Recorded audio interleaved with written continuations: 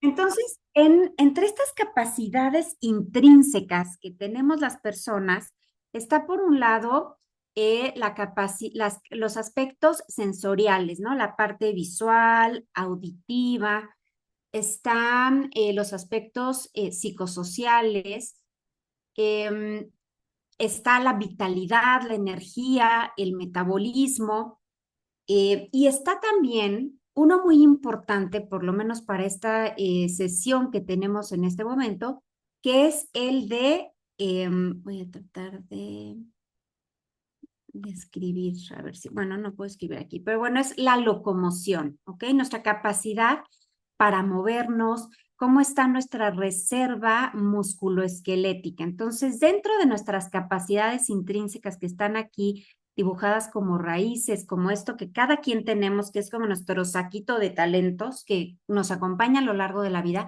está esta reserva musculoesquelética que nos permite la locomoción. Y la locomoción está muy vinculada con las otras capacidades intrínsecas.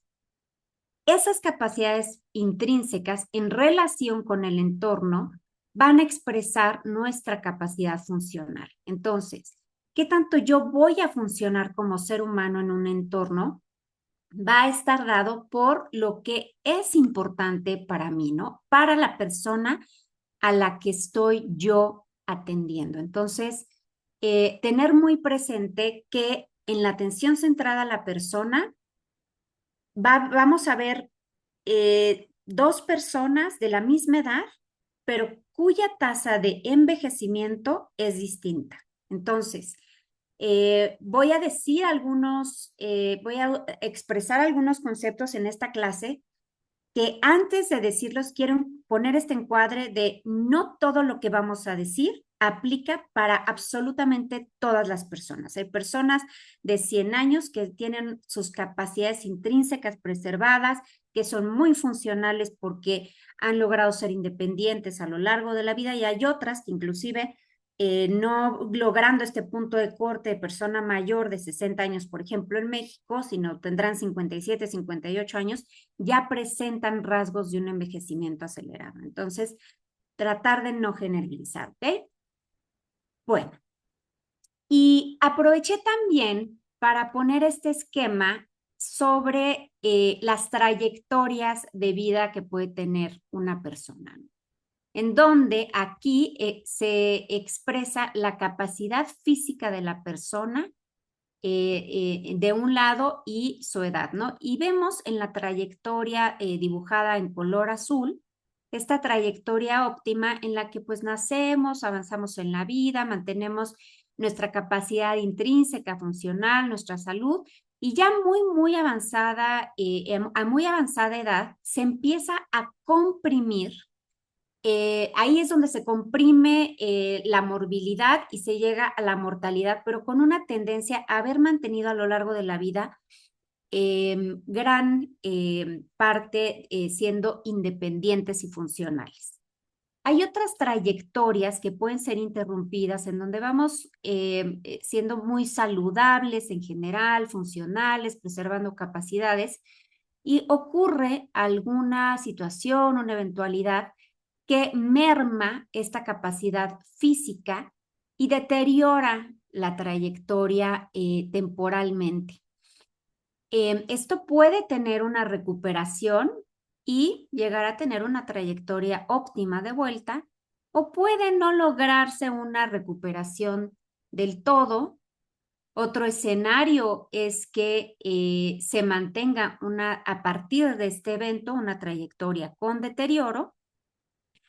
Y hay otra posibilidad que es aquellas personas que casi desde que nacen tienen una tendencia a una trayectoria con deterioro, ¿no?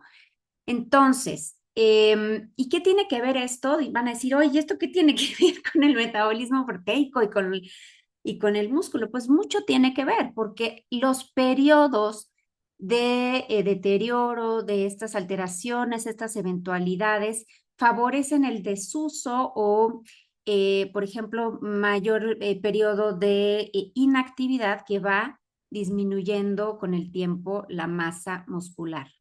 Entonces, espero haber dejado muy claro este encuadre. No sé si alguien me quiera decir si este punto quedó, es claro.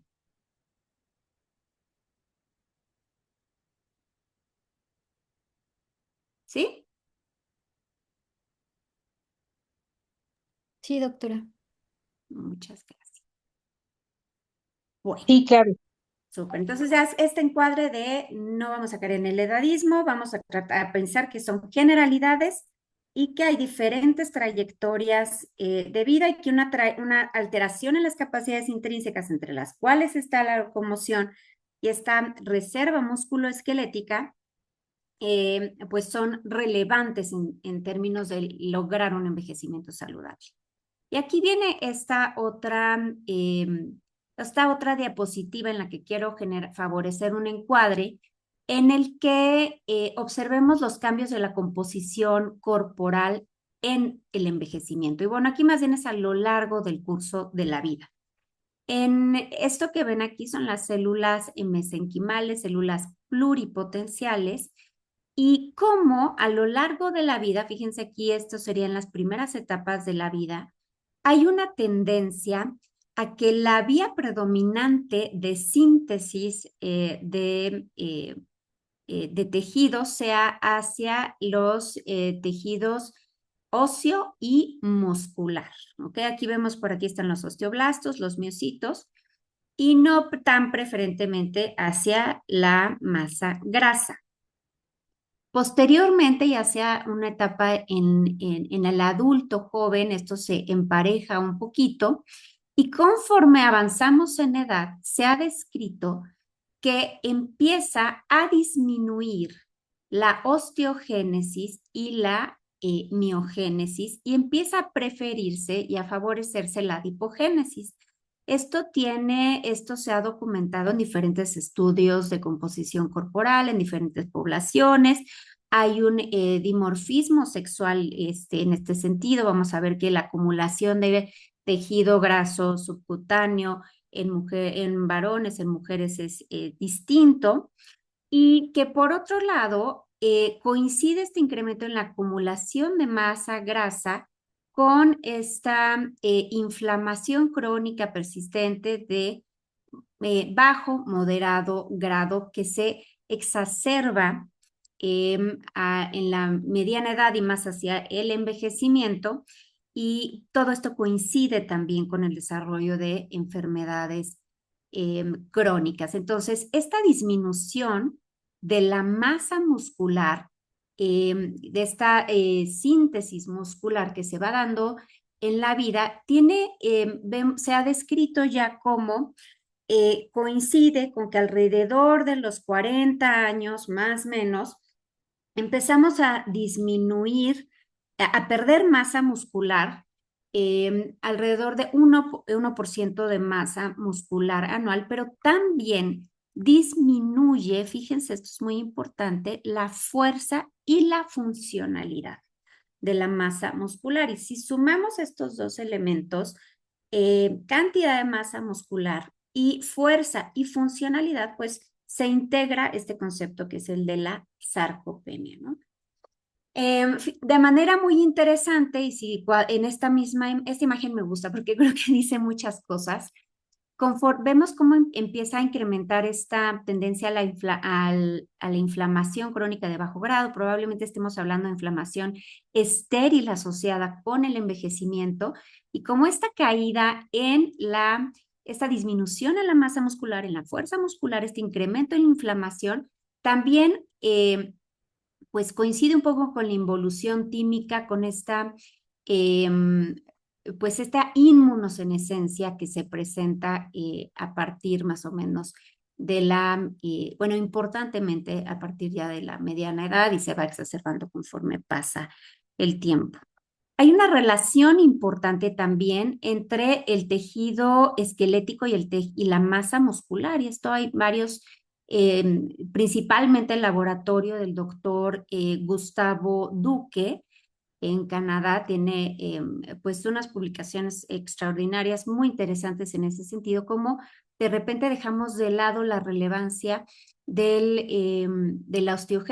tejido óseo y por poner demasiada atención al tejido muscular, pero pues finalmente van de la mano, ¿no? Ahí están estas células pluripotenciales que van a dar origen a estas diferentes tejidos. Entonces, con esta imagen también quiero dar una perspectiva de curso de vida, es decir, no se trabaja el envejecimiento una vez que la persona ya cruzó la línea de los 60, 65 años, sino que a lo largo del curso de vida se va dibujando esta trayectoria, ¿de acuerdo?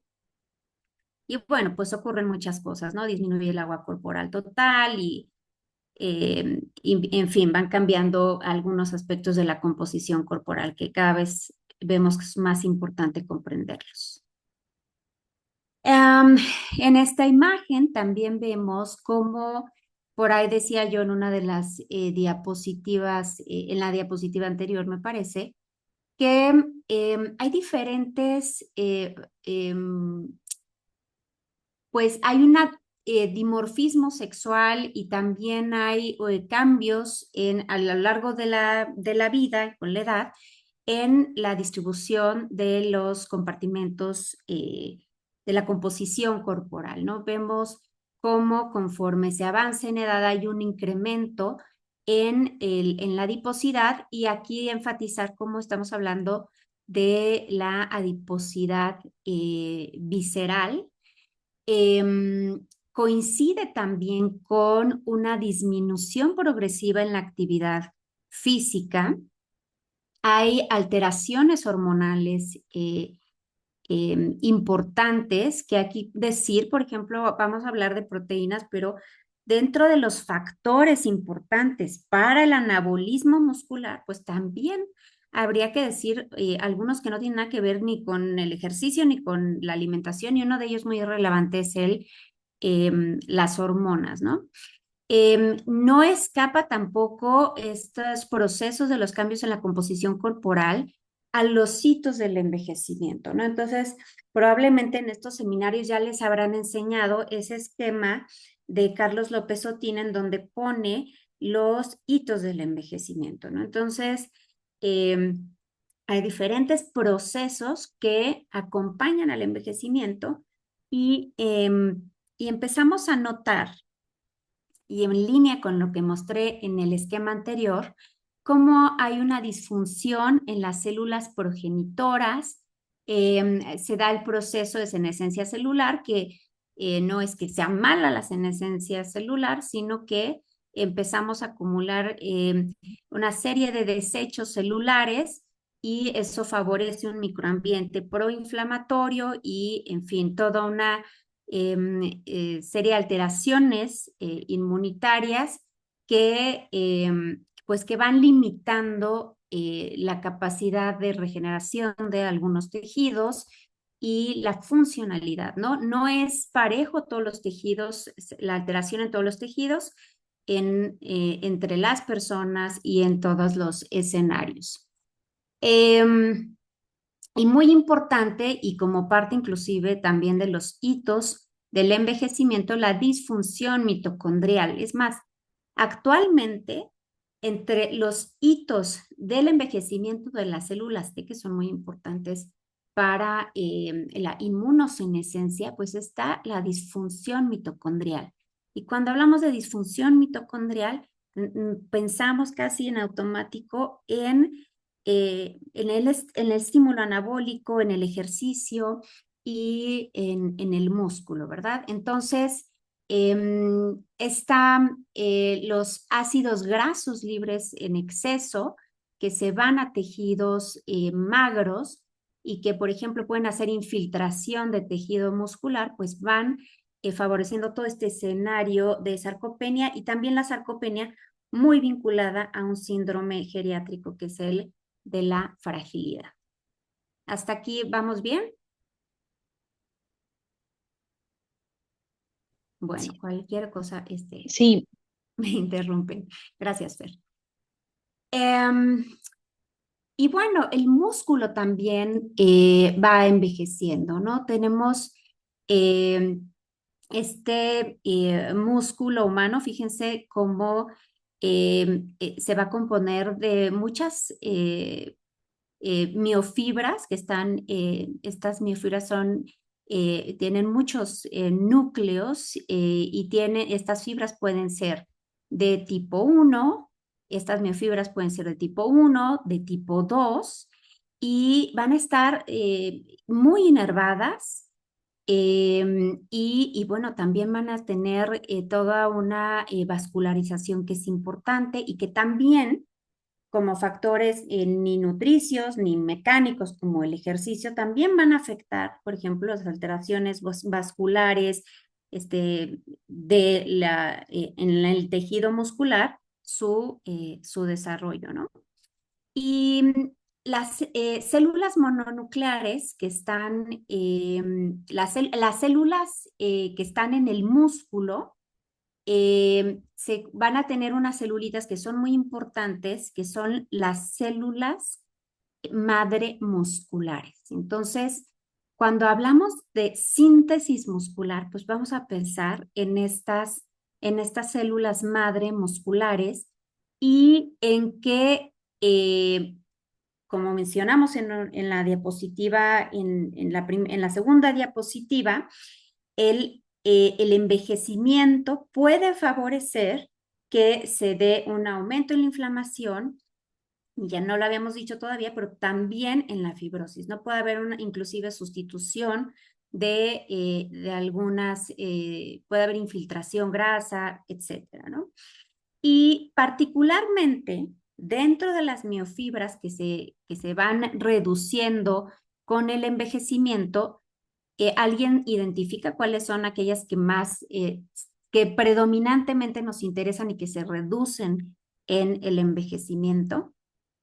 Que van perdiendo su inervación, van cambiando sus características y empezamos a ver también cómo hay pues todo un proceso inflamatorio.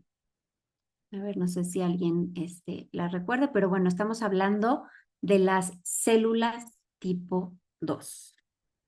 Entonces, vemos aquí también cómo hay una acumulación de adipocitos. Fíjense las diferencias entre un músculo adulto, joven, sano y uno envejecido. Que hemos dicho, no estamos hablando de personas envejecidas, sino del tejido como tal.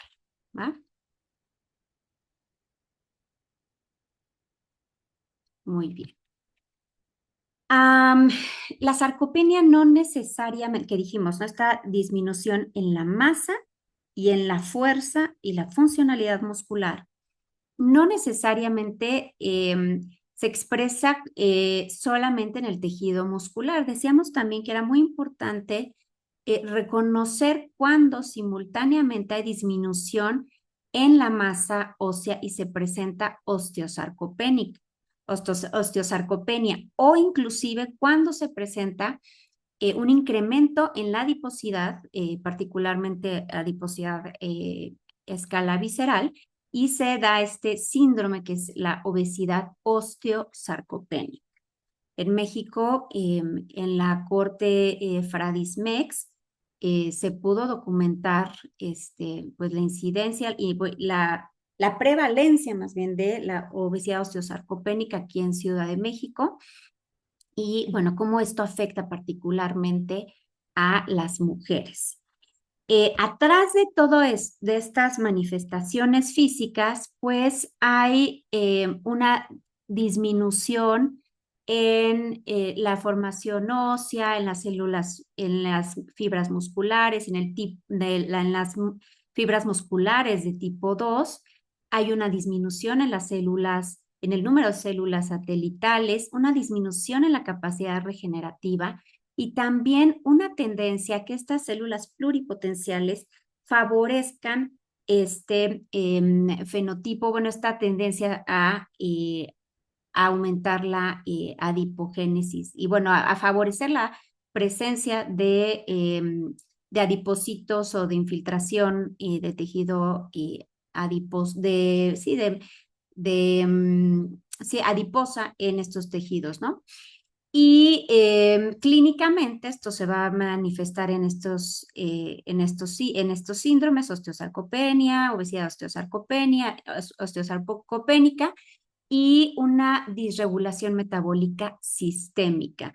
Muy importante para quienes trabajamos con envejecimiento. Si ustedes recuerdan las guías, por ejemplo, la guía ESPEN, las diferentes guías que hay sobre envejecimiento, ¿cuáles son los dos principales aspectos que nos interesan en la atención centrada en la persona mayor? Son calidad de vida y funcionalidad. Esas son las cosas que más nos importan. No nos interesa prolongar indefinidamente la vida, que se recupere de absolutamente todas las enfermedades crónicas que tienen. No, para nada. Queremos calidad de vida, funcionalidad.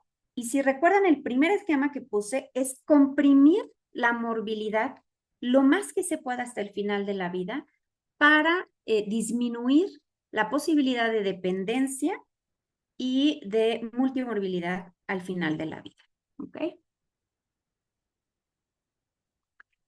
Dentro de las alteraciones en la síntesis muscular, que es el tema que nos ocupa hoy, pues va a haber algunos factores que pues son de alguna manera esperables o que pueden ir acompañando el envejecimiento. Finalmente sí tenemos una programación para envejecer y para morir, eh, pero hay algunos factores que de manera normal van a ir favoreciendo esta disminución en la cantidad muscular y en la fuerza muscular, y hay otros que van a ser factores que detonan por, pues de alguna manera patológica, el desarrollo de alteraciones en la síntesis muscular.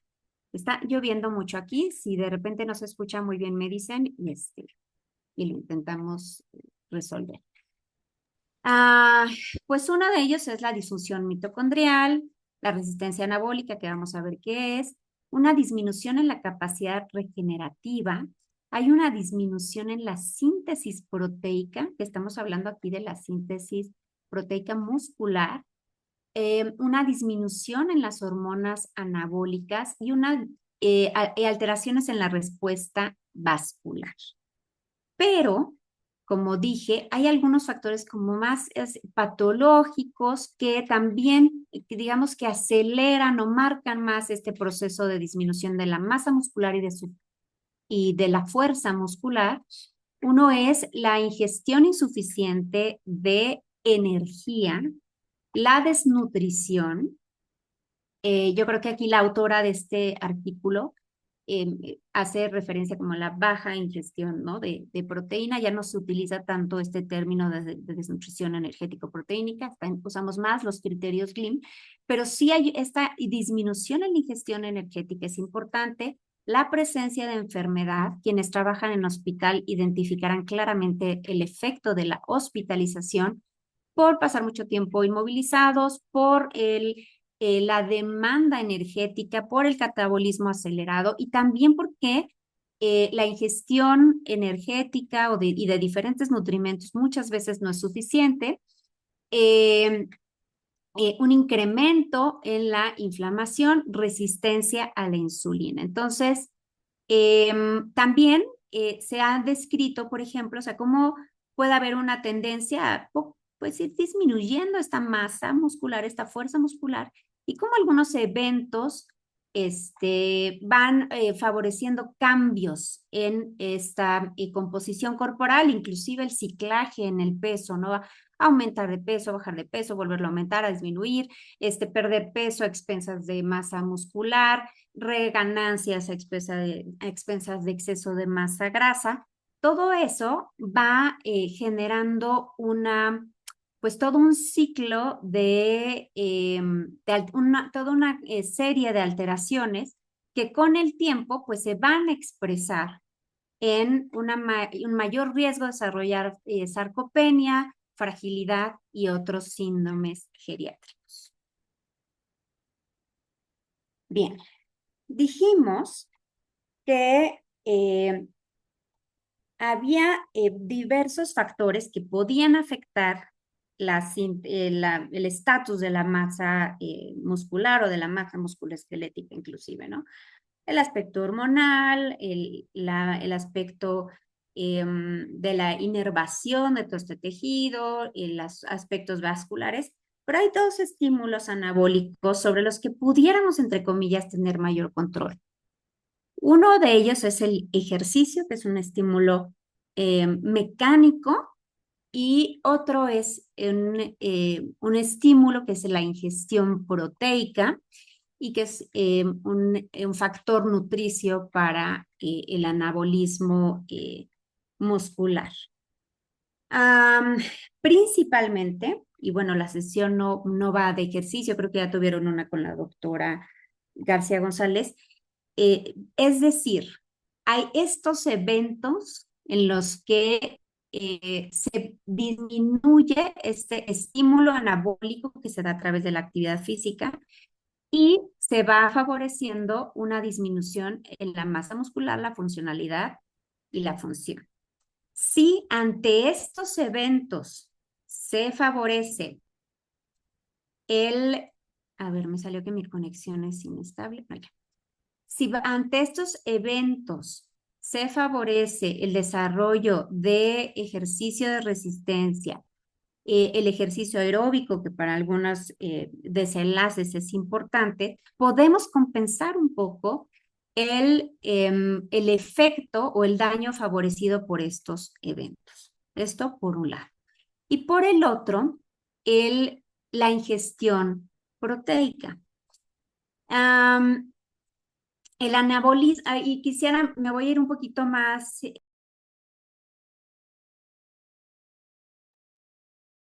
Creo que la conexión de Vicky probablemente se fue la luz o algo así. Vamos a esperar unos minutos a ver si regresa, chicos.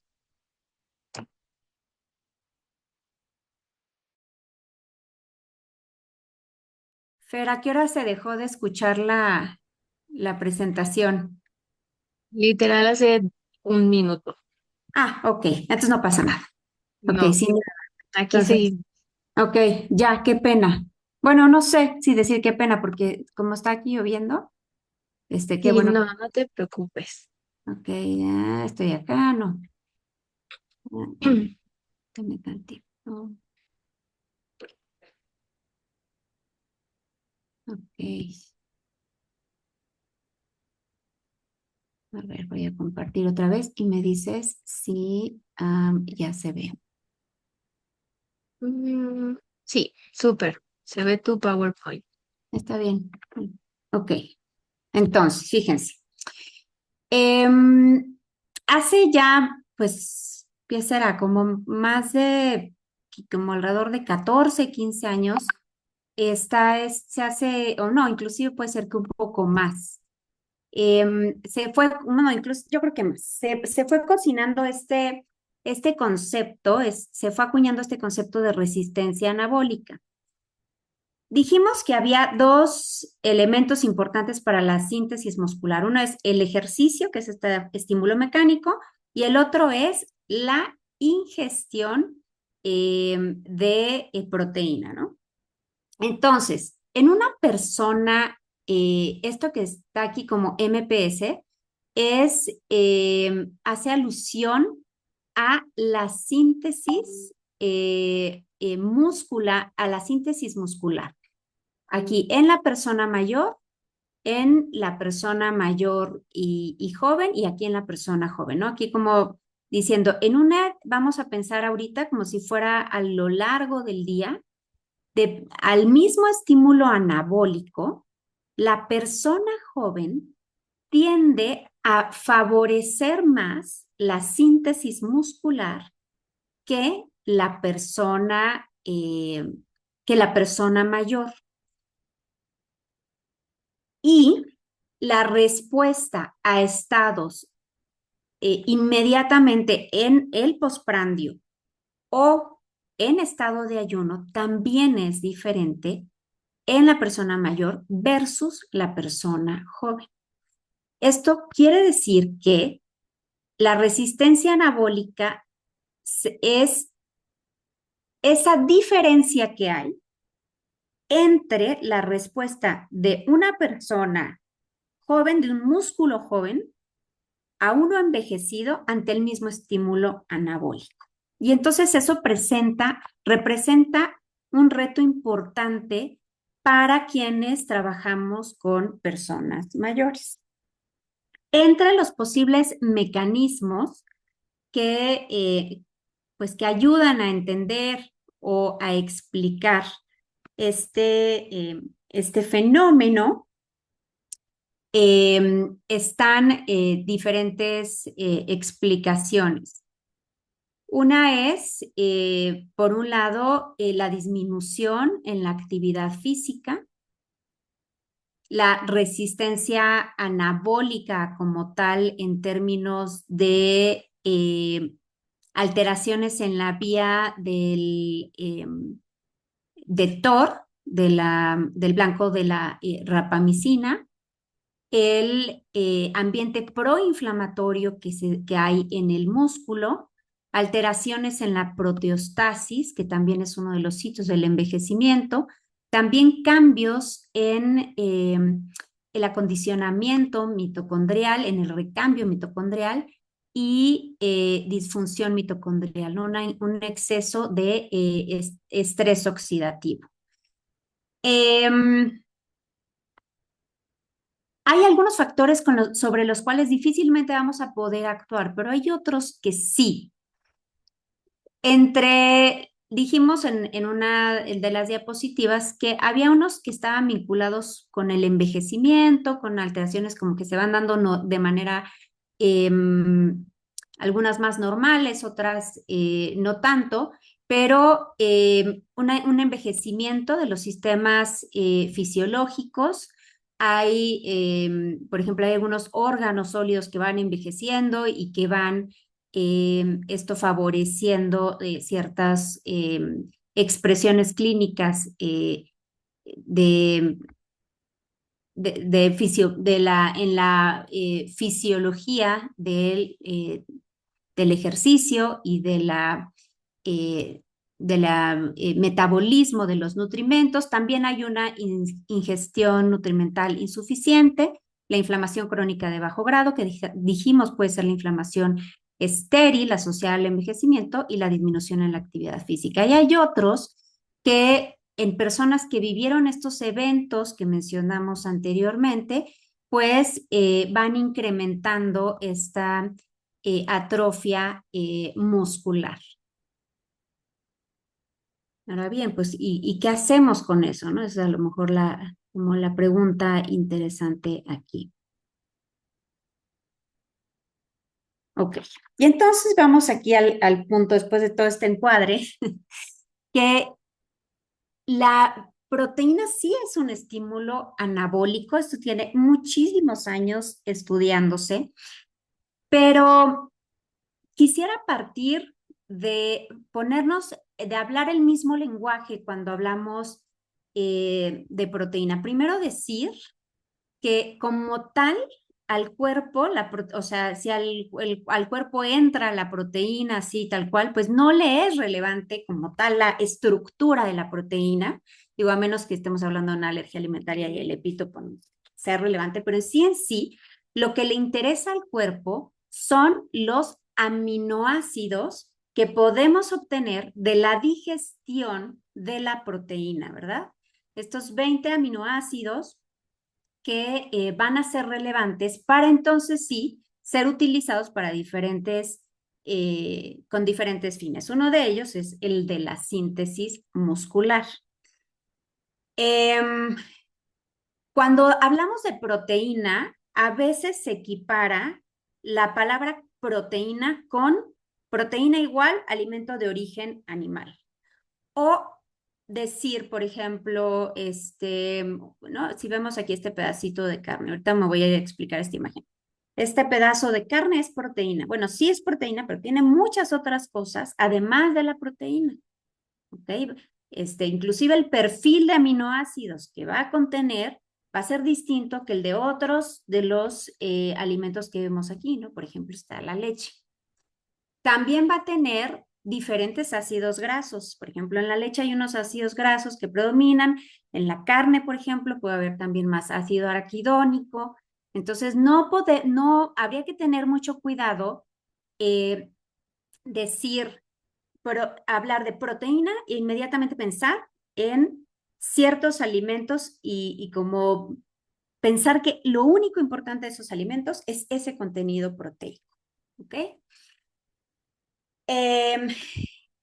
Los aminoácidos que contienen a las proteínas, que más bien los aminoácidos que están en estas proteínas, ya sea de origen animal o vegetal, van a ser estos, digamos que va a ser leucina que puede estar bien en la leche o leucina que puede estar bien, por ejemplo, en el maíz, que también es una buena fuente de leucina.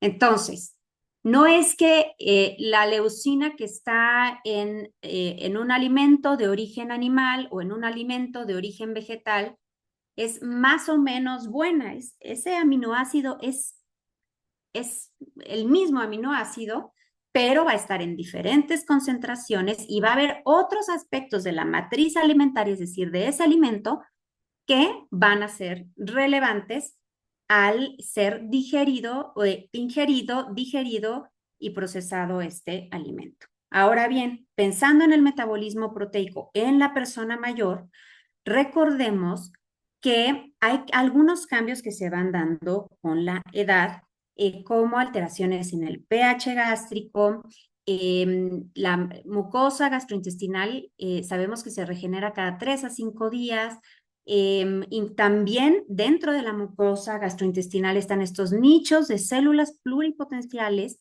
que van generando toda una, pues están haciendo, los enterocitos también están en constante recambio. Hay muchas otras células en el tejido gastrointestinal y entonces esto tiene relevancia, es relevante tanto para la digestión como para la absorción, como para la señalización neuroendocrina que se puede dar con la ingestión de alimentos, ¿ok? Entonces, decir que sí, la proteína sí es un estímulo anabólico, pero yo diría, iría un poquito más allá. Los aminoácidos son el estímulo anabólico, pueden ser provenientes de origen, de fuentes vegetales o animales, y la matriz alimentaria sí va a tener un efecto en general sobre la salud. En este esquema es un artículo que publica Carla Prado, que es una de las, pues, quienes trabajan en el mundo oncológico, seguramente la identifican y la conocen. Y entonces ellas en este documento, junto con un grupo, hacen eso es más como un documento de consenso sobre la relevancia de las fuentes animales de proteína versus las fuentes vegetales de proteína y pues describen ciertas características. Por un lado, la densidad proteica en geriatría, en nutrigeriatría, por así decirlo, nos interesa mucho este concepto de densidad energética nutrimental o de, por ejemplo, este componente que es el de la proteína, ¿no? Entonces, la densidad hace alusión también al volumen que se tiene que consumir para obtener cierta cantidad de estos sustratos. Hay que recordar aquí, sobre todo para quienes no vienen del mundo nutriológico, que decimos que un alimento es buena o mala fuente dependiendo de qué tanto lo consumimos, ¿no? Un alimento puede ser una fuente muy concentrada de un nutrimento, pero si yo lo consumo en cantidades ínfimas, para mí no va a ser una buena fuente.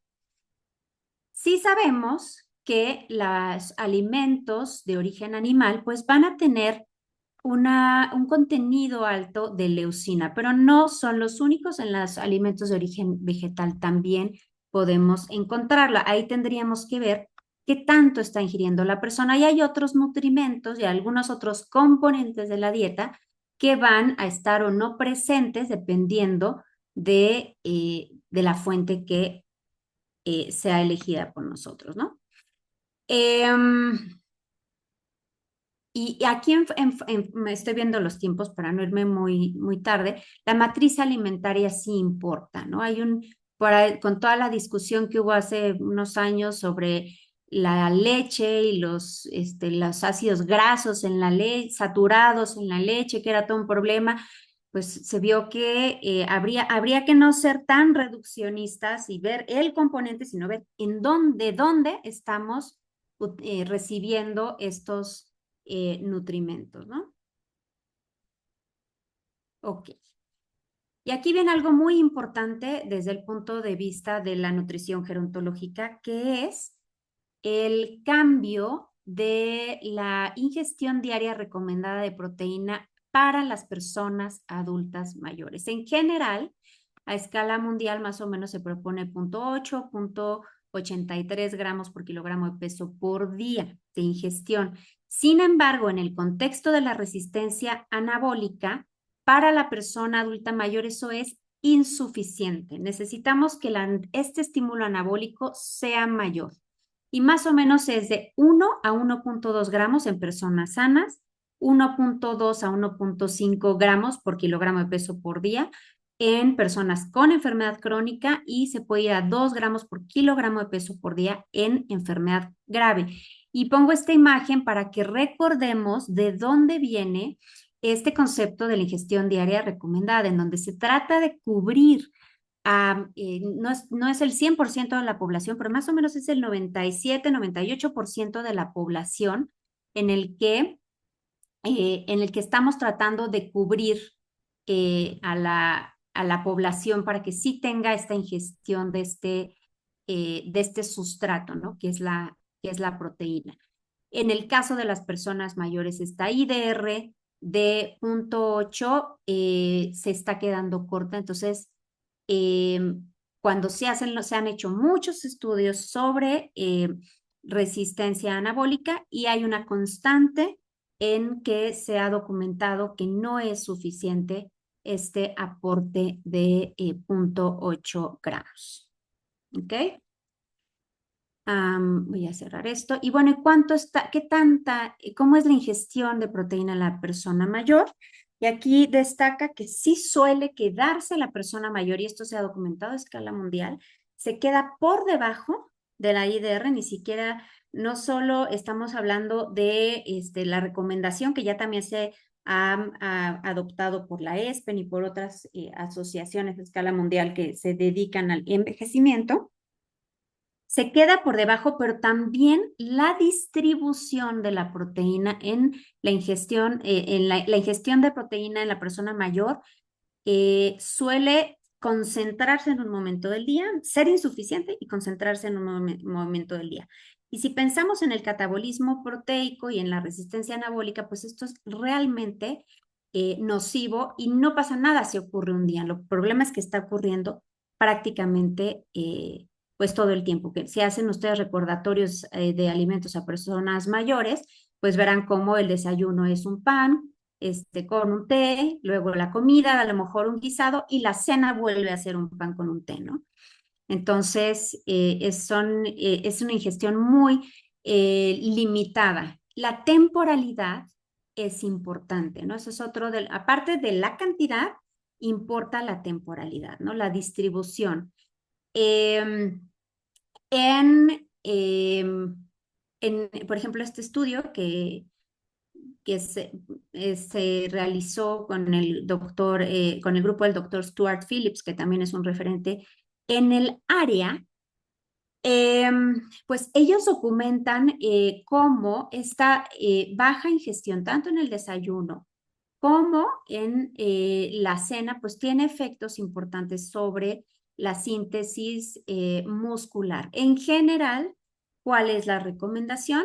Lograr una ingestión de 20, o sea, mínimo 20 gramos a 30 gramos de proteína en cada tiempo de comida y que se aporte alrededor de 2 a 3 gramos de leucina, que la leucina es como un disparador de esta síntesis muscular, en particular este aminoácido de cadena ramificada. Y también ha habido por ejemplo, estudio que aquí se documentó en Cell Reports en roedores y esto es un análisis bastante interesante como la ingestión adecuada de proteína en el desayuno es muy relevante, ¿no? Precisamente porque el ayuno sí resulta en un deterioro de la masa muscular, ¿no? Los ayunos muy prolongados, de manera que no son recomendables. Bien, No podemos dejar de lado la importancia de los sensores metabólicos o de los controladores metabólicos. Entonces tenemos tanto la vía de mTOR como la vía de AMPK, AMPK como regulador del ayuno, promotor de una respuesta catabólica y que favorece la longevidad, ¿no? Cuando vemos estudios de longevidad, cómo se procura favorecer esta vía y cómo se hace, pues a través de la restricción dietaria, de la restricción energética y con el uso de algunos otros, inclusive algunas otras sustancias que además del ayuno y de la restricción dietética pueden estimular esta vía. Pero del otro lado, e interesante para lo que hablamos hoy, que es el envejecimiento y esta tendencia a la sarcopenia, pues nos interesa estimular esta vía anabólica, que es la vía de TOR. Y aunque en los modelos, pues sí, y que bueno, esa es que además tiene mucho que ver con la estimulación por la insulina, que es la hormona anabólica por excelencia, aunque en ciertos modelos bueno, no en ciertos, en general se observa cómo está sobreestimulada para favorecer el envejecimiento en algunos modelos, por ejemplo, en C. elegans y en algunos, en ciencia básica, cuando estamos hablando de la persona mayor, la persona que requiere hacer anabolismo muscular, claro que queremos estimular esta vía de síntesis, ¿ok? Y bueno, pues finalmente aquí tiene que ver, eh, ok, voy a poner, estoy viendo ya el mensaje de la hora, vamos a apurar un poquito y decir dentro de la proteína y de los elementos que estimulan esta vía de TOR está la leucina, ¿no? Que es este aminoácido de cadena ramificada que funciona como un disparador para la síntesis muscular, tanto que pues ya más recientemente, aquí en 2021, sale este artículo muy interesante en el que Glenda Courtney Martin dice, con base en en diferentes observaciones, que es necesario ya en la persona mayor duplicar la recomendación de ingestión de la leucina, porque el estímulo anabólico que se requiere es mayor que en las personas jóvenes. Hay otros nutrimentos que son importantes para esta respuesta y para el anabolismo muscular. Bueno, la leucina ya dijimos que es como este disparador maestro, que por un lado sí favorece la síntesis muscular, pero también participa, ¿no? Como aminoácido en esta síntesis muscular, principalmente a través de la cestrina y de su acción sobre la cestrina 2, que es uno de los factores pues como importantes, ¿no? Para esta vinculado en la alteración de la vía de TOR. Y por otro lado están los ácidos grasos poliinsaturados N3. No todos los ácidos grasos poliinsaturados N3, o sea, no estamos hablando de aquellos de cadena más larga, más insaturados, como el ácido docosahexanoico y eicosapentanoico, que se van a localizar en la posición SN2 de los fosfolípidos y ante un estímulo, ante la acción de la fosfolipasa 2 aquí en la membrana celular, pues se va a liberar al citosol y va a favorecer toda una serie de producción de mediadores lipídicos menos inflamatorios o inclusive favorecedores de la resolución de la respuesta inflamatoria y también con un efecto importante a escala muscular sobre la producción de energía.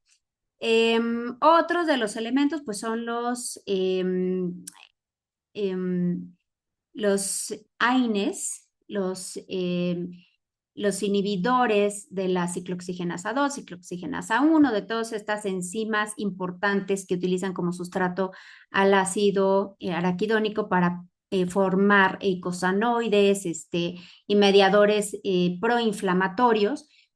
Am, pero yo aquí, aunque esta es una propuesta aquí en los autores, yo diría que habría que tener más precaución con el uso de los AINES con este propósito y bueno, tiene mucho que ver con la resolución del proceso inflamatorio. Pero bueno, dentro de los otros, aquí no contaría como nutrimento, sino como otro elemento, pero y dentro de los otros factores, pues estaría también la vitamina D, ¿no? Que actúa en sinergia y la creatina.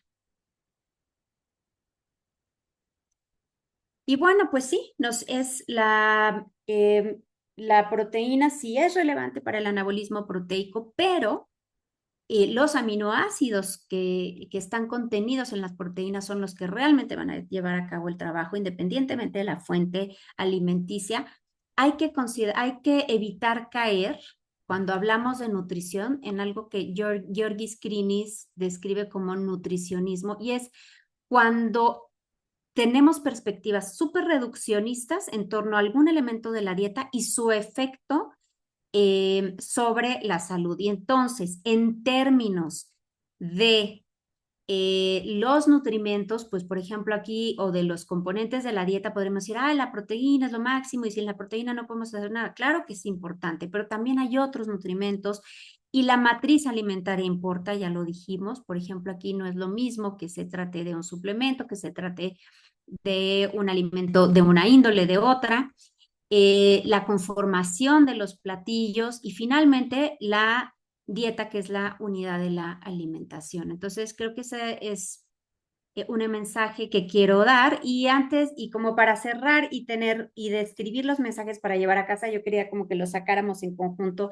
entre quienes estamos aquí, pero por tiempos, pues quisiera decir, uno, el envejecimiento saludable lo que propicia es el desarrollo y preservación de la capacidad funcional. Para desarrollo y preservación de la capacidad funcional, esta capacidad intrínseca, que es la de la locomoción, la preservación de una adecuada composición corporal, de una masa musculoesquelética adecuada y funcional, es necesario vencer la resistencia anabólica que se da con el envejecimiento y que básicamente, ¿en dónde podemos intervenir? Con el ejercicio de resistencia y con la adecuada la provisión adecuada de proteínas en la dieta que finalmente darán, a través de la digestión, llevarán a los aminoácidos relevantes para la síntesis muscular. Y bueno, le paro aquí para que podamos tener tantito espacio para preguntas y demás. Muchísimas gracias. Y de verdad fue un tema súper bien abordado, súper detallado. Nos diste información muy valiosa. Y chicos, si alguien tiene alguna duda, el chat está abierto para responder. O duda o no, o decir, pues en qué estoy de acuerdo, no estoy de acuerdo, o sea, están bien. Hola, buenas noches. Hola, buenas noches. Perdón, soy Carla. Es que mi chat no sé por qué, pero no me deja escribir. Hola, Entonces, yo Carla. quería saber en cuanto a la proteína y en el paciente, pues como ya va disminuyendo en el adulto mayor también la capacidad renal, entonces ahí vamos igual a mantener así, porque ya mucho adulto mayor, aunque no esté catalogado como un paciente con enfermedad renal crónica, pues ya se ve muy disminuida también a veces la función renal. Entonces, ahí podríamos mantener la misma cantidad, pero optar por proteínas vegetales, o definitivamente vamos a tener que estar, pues, siempre yéndonos pues a desnutrición, ¿no? Con mucho menos de 8. Ok, me parece muy, muy buena tu aportación. Aquí tenemos en el panel, ya había expertos en nutrición renal. Si no digo, lo digo correcto, adelante me corrigen. Mira, una cosa es un riñón envejecido y otra cosa es un riñón enfermo. Entonces, un riñón envejecido te puede tolerar perfectamente una ingestión de 1 gramo de proteína al día, hay que ver que también qué tanto ejercicio hace la persona, o sea, en general cómo está la persona, pero si estamos hablando de una persona en general sana, que nada más tiene una disminución en la tasa de filtrado glomerular, puedes y debes mantener un adecuado aporte proteico, ¿no? Si la persona ya tiene enfermedad renal, y es ya una persona mayor con fragilidad, con sarcopenia, tampoco vas a limitarla tanto en proteína, sino más bien te vas a quedar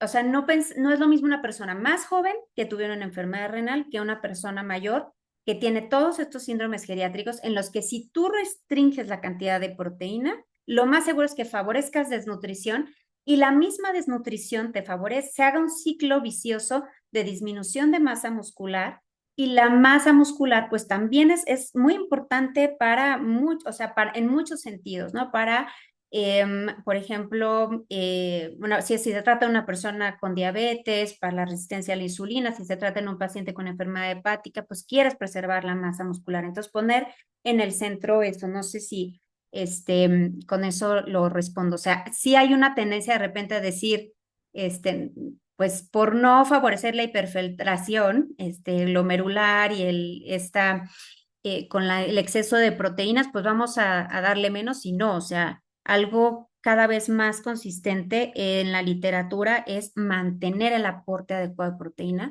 porque si no, es todavía peor la desnutrición. No sé Muchas si gracias. estoy bien. Sí, Sí. gracias. Hay una pregunta en el chat de Pili, que la voy a leer.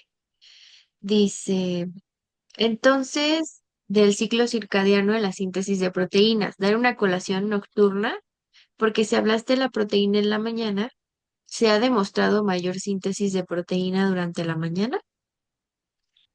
Em, en general, Mm. el estímulo, sí, sí, o sea, en los estudios de síntesis muscular, sí, cuando tú das el aporte en la mañana adecuado, sí hay una em, ahorita, la hipertrofia muscular, ¿no? Se favorece más.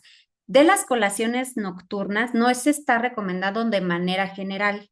Si estamos hablando de un paciente con enfermedad hepática, que no es mi campo de acción, sí es una recomendación, ¿no? Dar la colación nocturna, pero si estamos hablando de un adulto mayor que vive en la comunidad con una que otra enfermedad crónica, pero bien, desayuno, comida, cena, ¿no? Y dependiendo, y las colaciones que ya sabemos que no son para todas las personas y que habría que considerar, ¿no?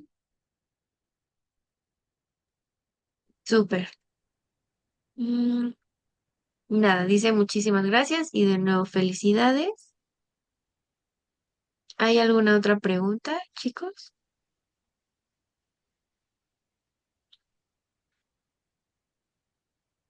Creo que no, y que eso es todo. Bueno, pues si alguien como que quiera abundar más en alguno de los aspectos, pues por ahí dejé mi correo y encantada y pues muy agradecida con la oportunidad de estar aquí. Gracias a ti por acompañarnos. Y chicos, ya tienen el link de asistencia en el chat y la liga para la masterclass de diabetes tipo 5. Hay una pregunta más, está llegando, espérame. Ah, buenísimo, sí. Por ahí no mencioné mucho, pero la leche, por ejemplo, que luego es muy castigada, la leche le hicieron muy mala fama, la leche de vaca. Y ahí tenemos las dos fracciones, la de sola proteína de leche y la de la caseína, que ambos son, pues bastante útiles desde el punto de vista, ¿no? De la síntesis muscular, ¿no? Como fuente de leucina, una buena fuente de leucina. Pili nos pregunta también que cuando hay resistencia a la insulina, la síntesis disminuye. Debe haber suficiente sustrato energético para la síntesis de proteína.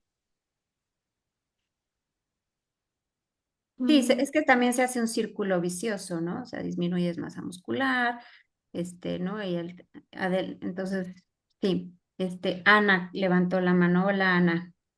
Hola Vicky, buenas noches, qué gusto verte de nuevo. Una pregunta, ¿se recomendaría suplementar con creatina? Ahora que, bueno, vi que estabas mencionando un poco sobre esto y también, ¿qué opinas sobre el HMB? Que creo que el Ensure Advance lo tiene. No sé si sería una buena opción para suplementar a los pacientes. Sí, el HMB de hecho también está dentro de las recomendaciones para el anabolismo muscular, sí es una muy buena opción.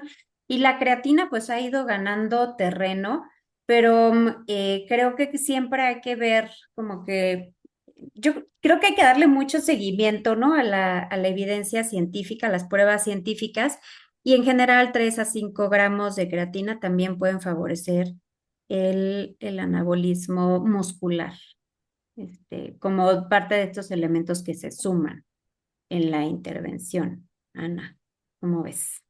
Ok, muy bien, muchas gracias, Vicky. Sí, y de los suplementos, pues no, claro que son una buena opción cuando no logramos hacer a través de la alimentación lo que queremos hacer, ¿no? En los alimentos naturales. Pero pues yo iría primero siempre tratamos de ir a través de los alimentos porque ya dijimos, la matriz alimentaria importa, ¿no? Y también el costo-beneficio que le estamos ofreciendo a la persona. Si alguien por comprar un suplemento lo va a tomar 3 días y si con eso dejó de pagar una medicina, pues no tiene ningún sentido que compre un suplemento y más bien acompañar la alimentación. Muy fácil en adulto mayor, suele ser la constante que desayunan y cenan súper frugal y bueno, ahí tenemos un problema, ¿no? Sí, Ya con que logremos un cambio ahí creo que ya hicimos una diferencia. sí, sí, claro. Siempre apostar primero, obviamente, por los alimentos. Muchas gracias. Gracias, Vicky. Alguien nos compartió en el chat un artículo para clarificar un poco el aporte de proteína en la persona mayor con alteraciones renales, para que puedan verlo. Y Miguel, levantaste la mano. Y ahí hay un artículo buenísimo, no sé si ese es, bueno, adelante, Miguel. Hola Vicky, ¿cómo estás? Buenas noches. Felicidades por tu ponencia. Qué padre, muchísimas gracias. Nada más como para complementar la parte de sí saber diferenciar entre las diferentes condiciones de la enfermedad como tal renal crónica. Porque fíjate que precisamente tú lo decías hace rato, ¿no? Basta con simplemente recordar la fisiología renal, ¿no? Entonces, a lo que me refiero es simplemente a conforme vamos avanzando, pues el conteo de nefronas es menor. Entonces, por ende, pues la tasa de filtrado glomerular disminuye, que no es lo mismo tener 60 mililitros sobre minuto entre 1,73 metros al cuadrado de una forma abrupta, porque Ujú. estaríamos hablando de una lesión renal aguda. Y recordar que la mayor causa de enfermedad o que puede causar una lesión renal aguda en el adulto mayor, pues son específicamente las enfermedades cardiovasculares. Por eso, muchas ocasiones a los pacientes que llegan a tener este tipo de complicaciones es importante no solo basarnos como tal en la clínica, sino también en la bioquímica. Los laboratorios son fundamentales porque ahorita que hay mucha investigación en cuanto a la parte del uso y el manejo de la creatina, pues así se puede utilizar creatina, pero si hay un incremento en la azotemia, pues eso nos contraindica el uso específicamente de este tipo de desechos nitrogenados. ¿Por qué? Porque la fisiología podría decir, ¿sabes qué? Pues el paciente está filtrando adecuadamente, pero si tomo a lo mejor alguna prueba incluso que no es muy exacta, pero una microalbuminuria, y empezamos a ver que hay una cuestión de pérdida de, pues, albuminuria, pues eso ya implica un daño renal como tal. Entonces, pues ahí también a lo que voy es basarnos mucho en los laboratorios. Sí, la clínica es muy importante, sí, la dietética es muy importante, la antropometría, el entorno y la parte funcionable. Me encanta esta parte que haces mucho o que referencias mucho en cuanto a la movilidad, porque precisamente los criterios GLIM dentro de su consenso nos solicitan eso, que ya no nos basemos solamente en la cuestión, digamos, etiológica, sino también fenotípica. Entonces, si el paciente se moviliza, si el paciente deambula, si el paciente camina, pues a final de cuentas eso favorece una síntesis proteica adecuada, favorece que podamos proveer una mayor cantidad proteica a través de la alimentación y por supuesto que mejoren mucho, mucho los laboratorios. Solamente eso y muchas gracias. Gracias a ti. Sí, proceso de atención nutricia implica integración, todo, bioquímico, clínico, dietético, todo. O sea, realmente es ver a la persona en su conjunto y no hay laboratorio aislado y no lo clínico por acá, sino todo bien integrado, ¿no? Y la parte de la movilidad, de hecho, para quien esté entrando en este mundo, en una persona mayor, los 10,000 pasos al día ya no, o sea, no son suficientes, hay que hacer ejercicio de resistencia, ¿no? Es fundamental. No es lo uno o lo otro, o el ejercicio o la dieta, es esta sinergia, ¿no? Bueno, Bueno, creo que eso sería todo, Vicky. Muchas ay, gracias, gracias por acompañarnos, por gracias esta a quienes se ponencia conectaron. increíble. Muchas, muchas gracias a ustedes. Y Bueno, gracias a ustedes por acompañarnos. Regístrense, por favor, para que les llegue su constancia y nos vemos en la masterclass. Y los que no alcancen lugar, nos vemos en la sesión de agosto, ay, ¿vale? sí, yo no me pierdo a Héctor Infanzón. Ahí sí, Ya feliz sé. de estar ahí. Gracias, saludos, buenas noches. Gracias. Buenas noches, chicos. Hasta luego. Hasta pronto, bye.